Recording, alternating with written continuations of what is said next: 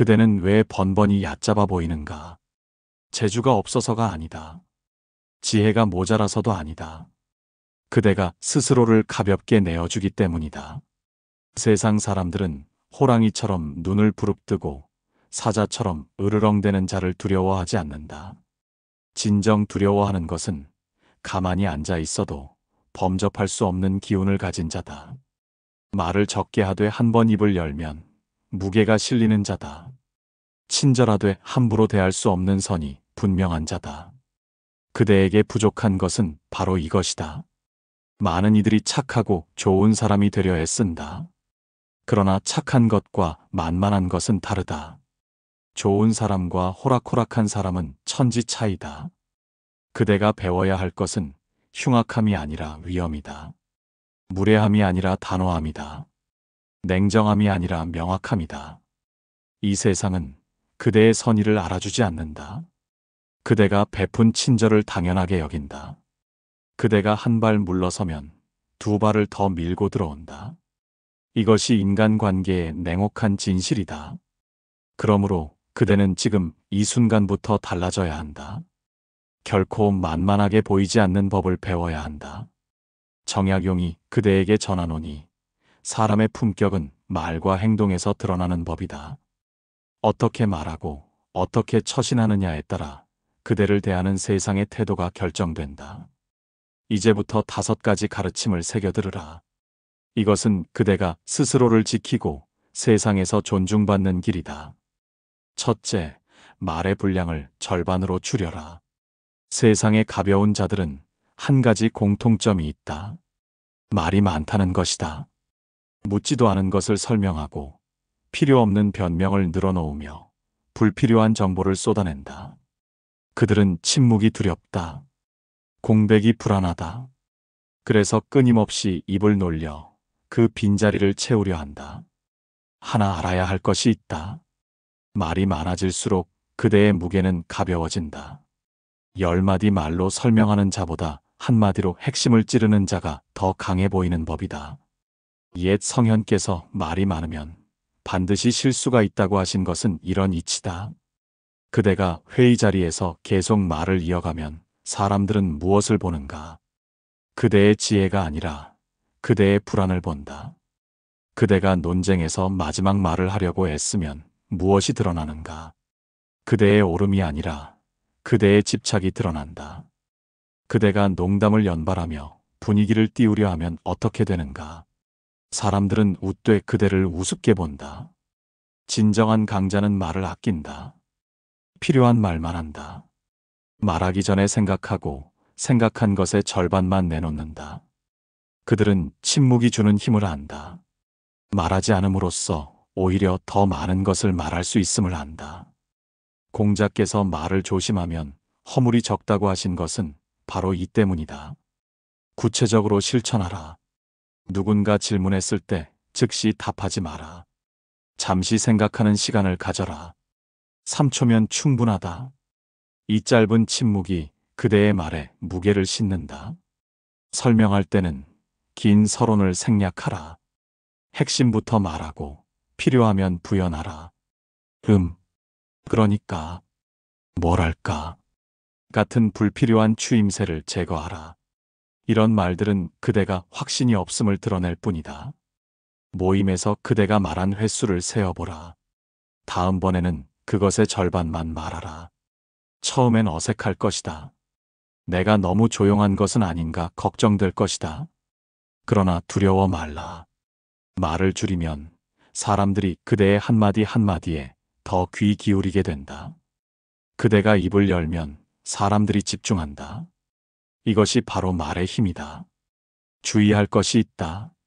말을 줄인다는 것이 무뚝뚝해지라는 뜻은 아니다. 필요한 인사는 하되 불필요한 잡담을 하지 말라는 것이다.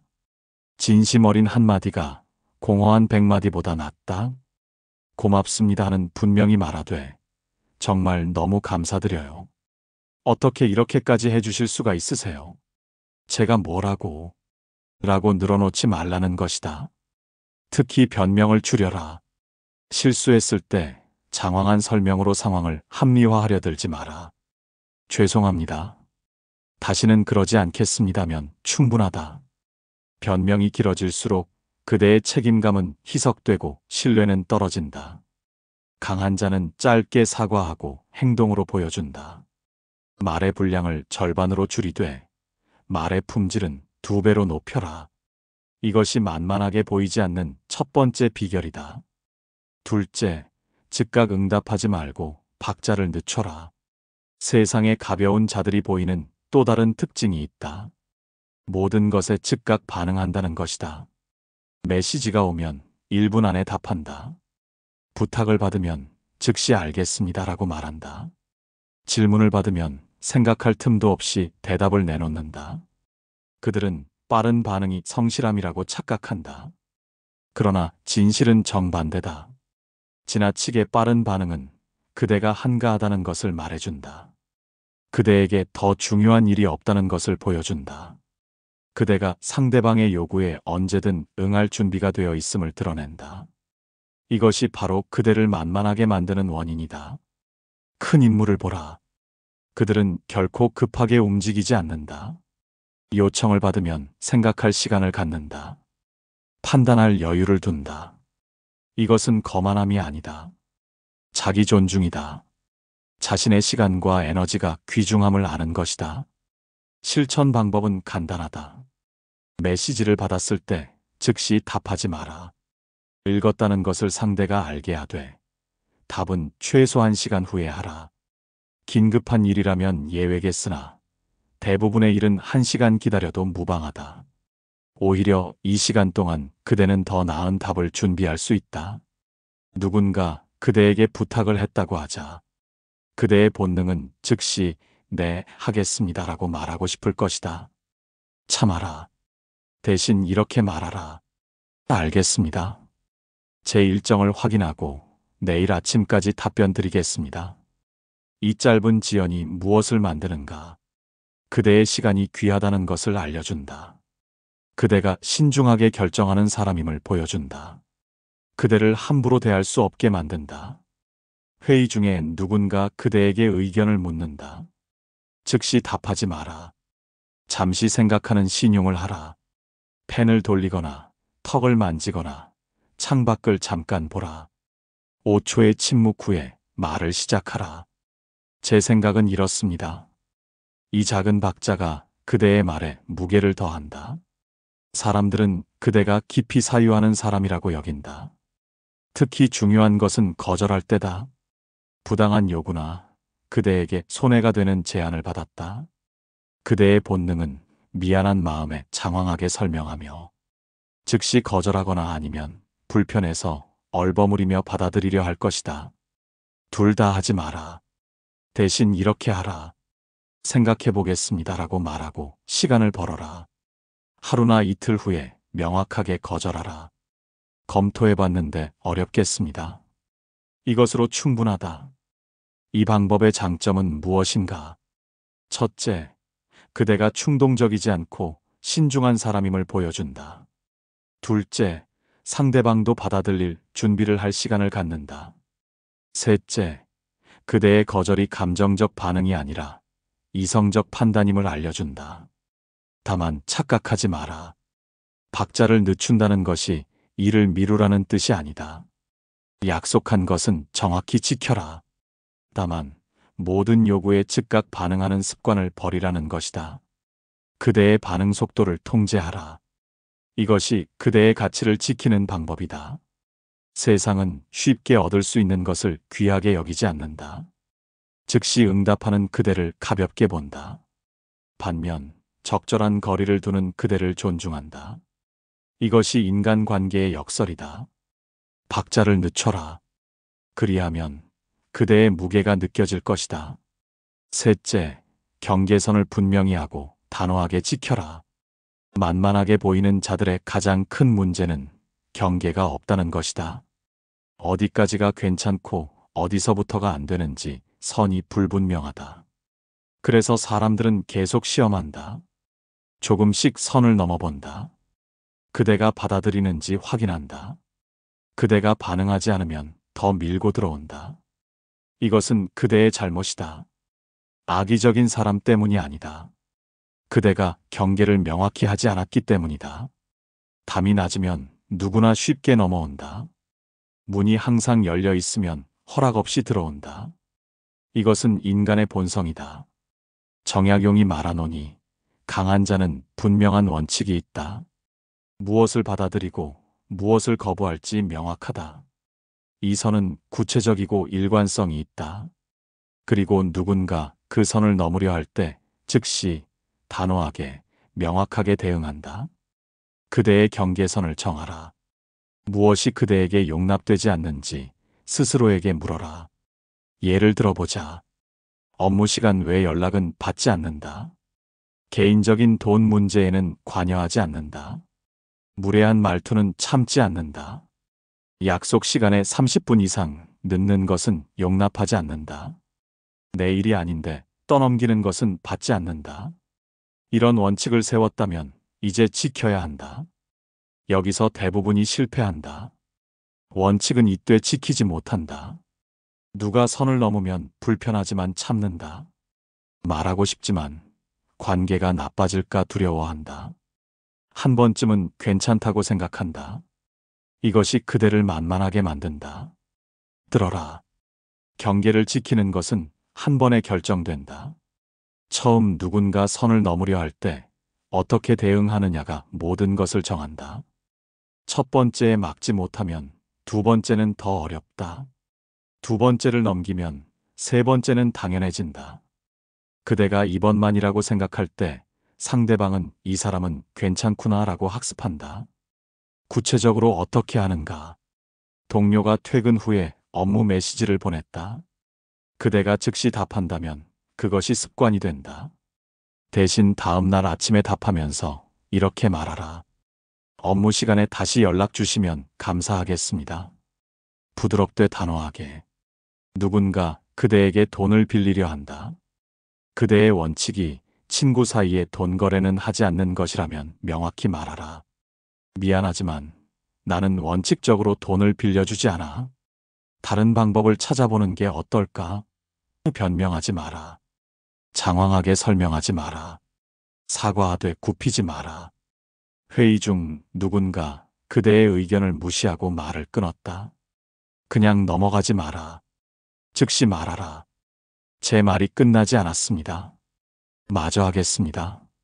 목소리는 차분하되 어조는 단호하게. 이 한 번의 대응이 그대를 다르게 만든다. 중요한 것은 감정이 아니라 태도다. 화를 내라는 것이 아니다. 소리를 지르라는 것이 아니다. 냉정하고 명확하게, 그러나 흔들림 없이 그대의 선을 지키라는 것이다.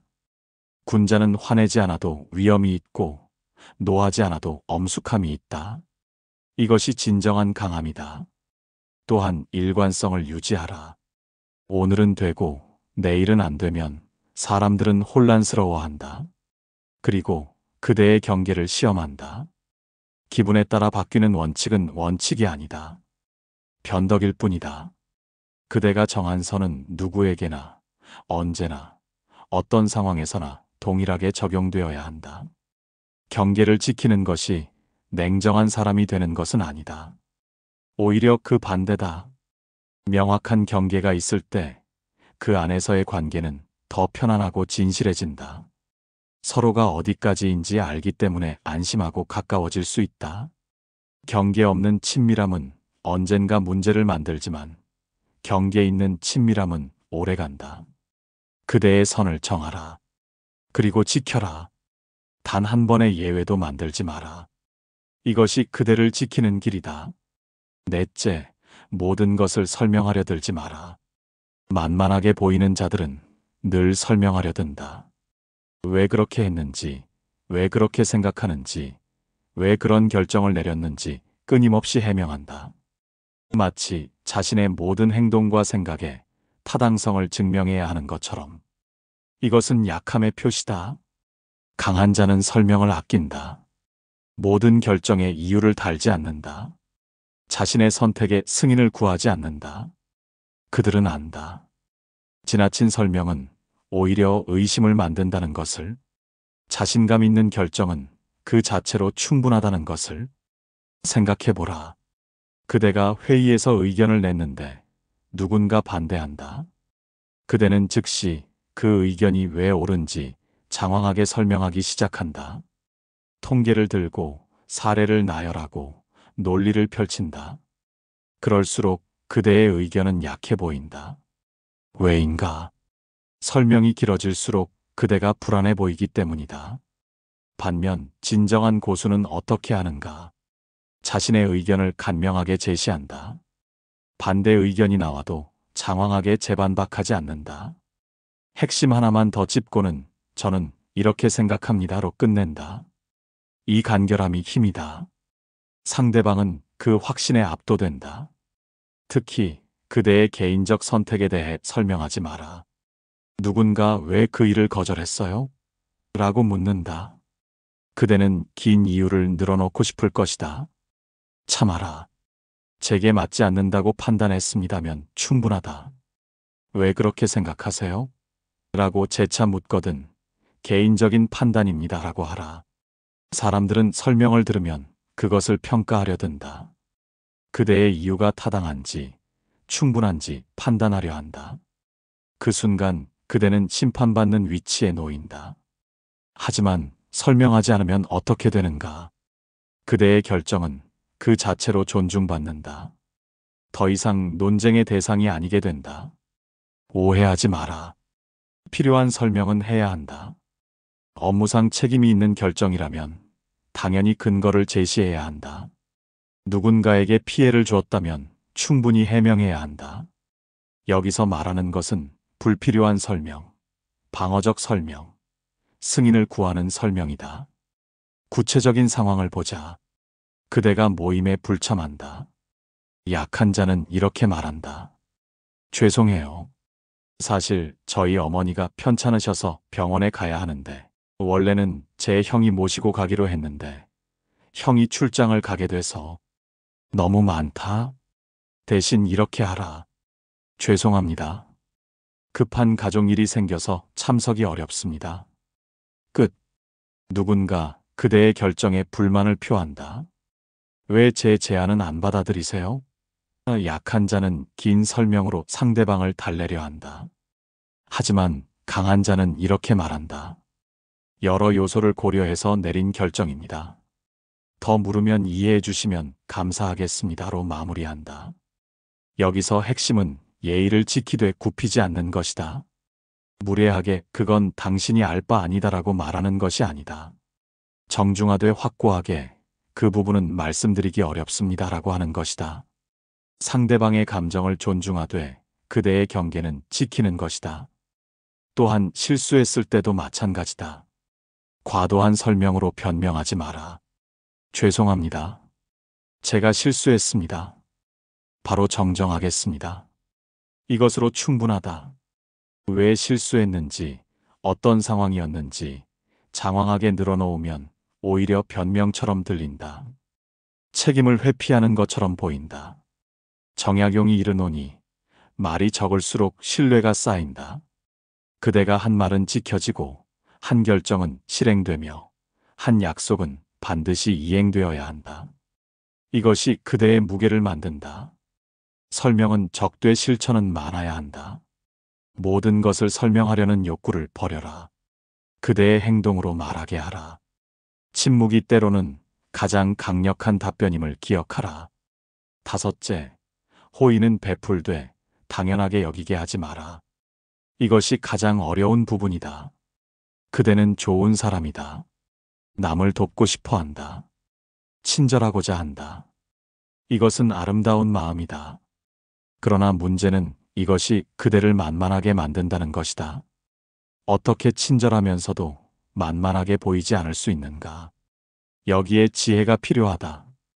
약한 자는 베푼다. 끊임없이, 조건 없이 누구에게나 베푼다. 그러다 어느 순간 자신이 이용당한다고 느낀다. 분노한다. 그리고 관계가 깨진다. 왜 이런 일이 벌어지는가? 그대가 호의를 너무 쉽게, 너무 자주, 너무 당연하게 베풀었기 때문이다. 강한 자도 베푼다. 그러나 방식이 다르다. 그들의 호의는 귀하다. 선택적이다. 조건이 있다. 그렇다고 계산적이라는 뜻이 아니다.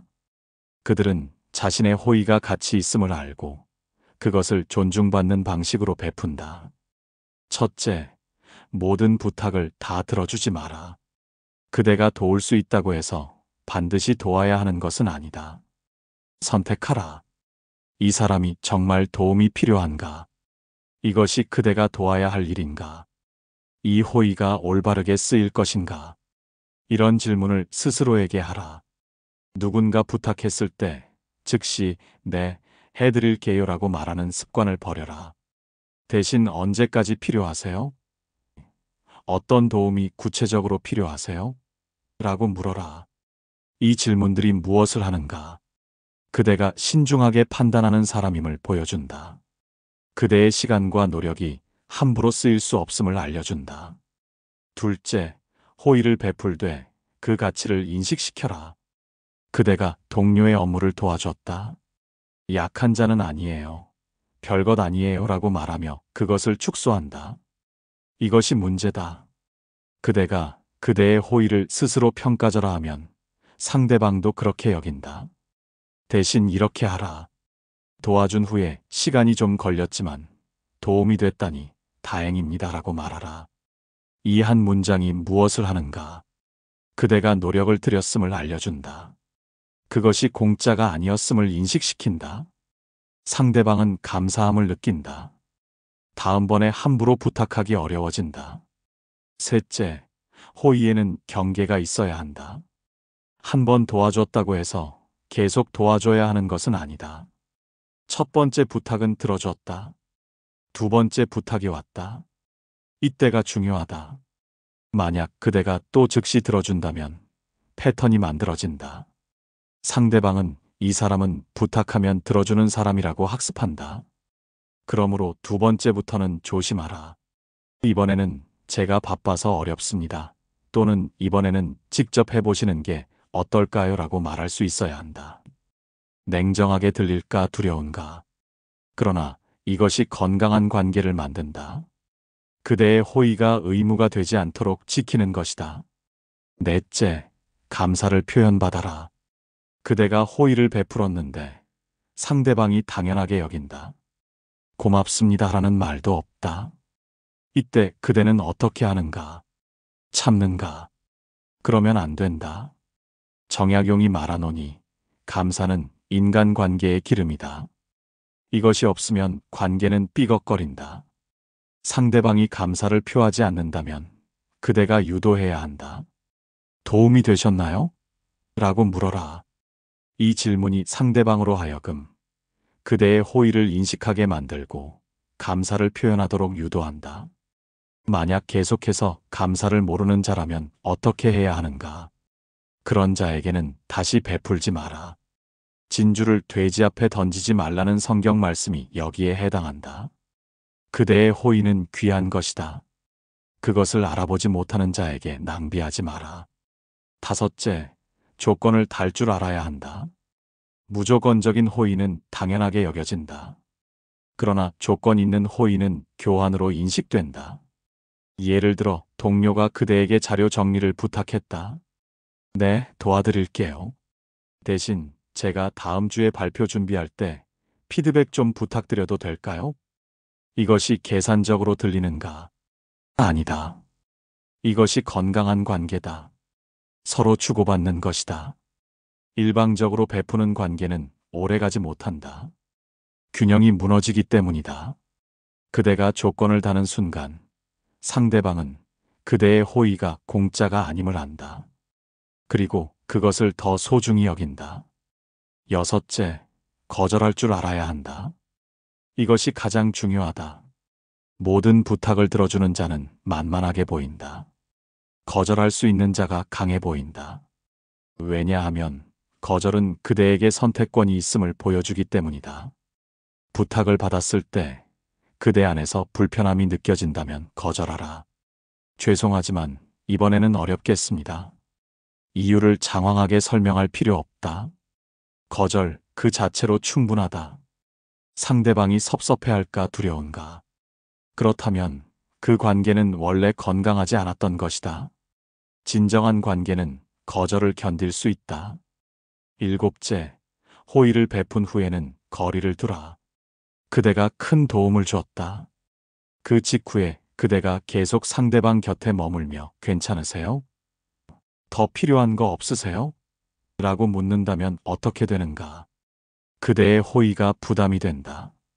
그리고 그대가 인정받고 싶어 한다는 인상을 준다. 대신 도와주고 나서는 물러나라. 상대방에게 그것을 소화할 시간과 공간을 주라. 그대의 호의는 그대가 떠난 후에 더 빛난다. 상대방은 나중에 그 가치를 깨닫고 진심으로 감사하게 된다. 마지막으로 호의는 전략적으로 베풀어라. 언제, 누구에게, 어떤 방식으로 도울지 선택하라. 모든 사람을 다 도울 수는 없다. 그대의 에너지는 유한하다. 그러므로 그대의 호의가 진정한 의미를 가질 수 있는 곳에 집중하라. 진정한 선함은 약함이 아니다. 명확한 경계 안에서 베푸는 것이 진짜 친절이다. 누구에게나 베푸는 것은 친절이 아니라 무분별함이다. 선택적으로 베푸는 것이 오히려 그대의 호의를 더 가치 있게 만든다. 그대는 좋은 사람일 수 있다. 동시에 만만하지 않은 사람일 수도 있다. 이 둘은 모순이 아니다. 오히려 함께 가야 한다. 품격 있는 친절, 존중받는 선함.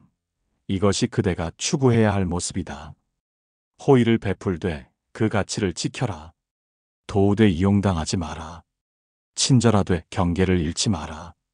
이것이 세상을 살아가는 지혜다. 정약용이 그대에게 마지막으로 이르노니 만만하게 보이지 않는다는 것은 거만해지라는 뜻이 아니다. 냉정한 사람이 되라는 것도 아니다. 그것은 그대의 가치를 아는 것이다.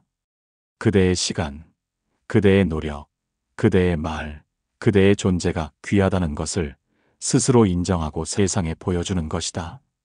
세상은 그대를 그대가 스스로를 대하는 방식으로 대한다. 그대가 그대를 가볍게 여기면 세상도 그렇게 한다. 그대가 그대를 존중하면 세상도 따라온다. 이것은 교만이 아니라 자기 존중이다. 오만이 아니라 품이다. 이 5가지 가르침을 기억하라. 말을 줄여라. 박자를 늦춰라. 경계를 지켜라. 설명하지 마라. 호의를 지켜라. 이것들은 작은 실천처럼 보이지만 그대의 전체 기운을 바꾼다. 그대가 서 있는 자리가 달라진다. 사람들이 그대를 보는 눈이 달라진다. 처음에는 어색할 것이다. 불편할 것이다. 사람들이 그대의 변화를 이상하게 여길지도 모른다. 그러나 흔들리지 마라. 이것은 그대가 성장하고 있다는 증거다. 새로운 자아로 거듭나고 있다는 신호다. 또한 명심하라. 이 모든 것의 목적은 타인을 지배하는 것이 아니다. 그대 자신을 지키는 것이다. 존중받는 것이다. 건강한 관계를 만드는 것이다. 만만하지 않다는 것은 공격적이라는 뜻이 아니라 침범당하지 않는다는 뜻이다. 세상을 살아가며 그대는 수많은 사람을 만날 것이다. 그 중에는 그대의 선함을 알아보는 자도 있고 그것을 이용하려는 자도 있다. 그대의 친절을 감사히 여기는 자도 있고 당연하게 여기는 자도 있다. 그대를 존중하는 자도 있고 얕잡아 보려는 자도 있다. 이 모든 사람들 속에서 그대가 지켜야 할 것은 그대 자신이다. 그대의 원칙이다. 그대의 품격이다. 세상이 어떻게 반응하든 그대는 그대의 기준을 지켜야 한다. 이것이 자존이다. 시작하라. 오늘부터 달라져라. 한 번에 모든 것을 바꿀 필요는 없다. 하나씩 실천하라. 오늘은 말을 줄이고 내일은 박자를 늦추며 모레는 경계를 세워라. 작은 변화들이 쌓여 큰 변화를 만든다. 그대가 이 가르침을 실천할 때 무엇이 일어나는가? 그대의 주변이 정돈된다. 그대를 함부로 대하던 자들이 물러난다. 그대를 진정으로 존중하는 자들이 가까이 온다. 그대의 삶에 질서가 생긴다. 평화가 찾아온다. 이것이 바로 정약용이 그대에게 바라는 것이다. 세상에 휘둘리지 않고 그대의 중심을 지키며 품위 있게 살아가는 것. 강하되 따뜻하고 단호하되 친절하며 원칙이 있되 유연한 사람이 되는 것. 마지막으로 이것만은 잊지 마라. 그대는 이미 가치 있는 존재다. 증명할 필요가 없다. 다만 그것을 인정하고 보호하고 드러내기만 하면 된다. 그대 안에 이미 그 힘이 있다. 이제 그것을 꺼내 쓸 시간이다. 가라. 그리고 만만하지 않은 삶을 살아라. 존중받는 사람이 되라. 그대의 가치를 지켜라. 이것이 정약용이 그대에게 전하는 마지막 말이다.